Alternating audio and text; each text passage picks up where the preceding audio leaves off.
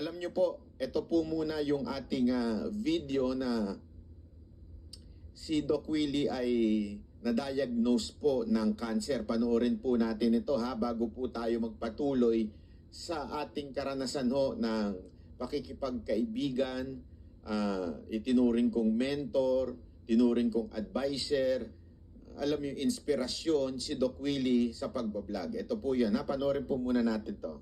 Dumating kami dito Sunday night, Monday mga test, Tuesday yung result, biopsy next day, agad. Tapos pinadala pa dugo ko for genetic testing abroad. Nalaman na yung kalaban, ang pangalan, sarcoma. Very rare, marami tayong sarcoma sa atin. Pero yung ganitong sarcoma nagtatago na very aggressive, very big, na inipit na ang liver, ang inferior vena cava, lahat.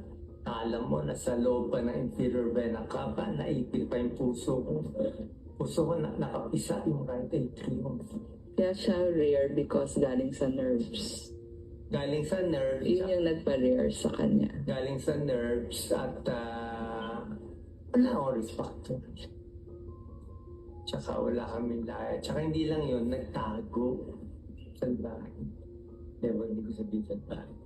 So, nagtago siya. Malaki. So, pag doon anytime will die, dito siguro we'll see. Pero ako kahit ano naman mabuhay, hindi mabuhay, okay na sa akin. At least, sabi ko sa inyo, hindi ako nasusumalit. Wala akong tinatago. Ba't ako tatago? Saan ko nakuha to? Think ko stress.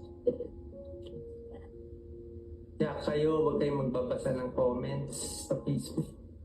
Na-stress ako sa mga comments. Na-stress ako sa mga bashers. Kahit konti na na-stress ako. Na-stress ako kasi hindi tunay lahat ng sinasabi. Kaya sobra akong kayong mahal. Sobrang mahal ko ang Pilipino. Sobrang mahal ko magpangahirap. Tapos, sasabihan nila na hindi ako na ginagamit ko lang, loko ko. Anyway, wala naman ako. I'm out already. Nilungkot ako. Una, pero hindi.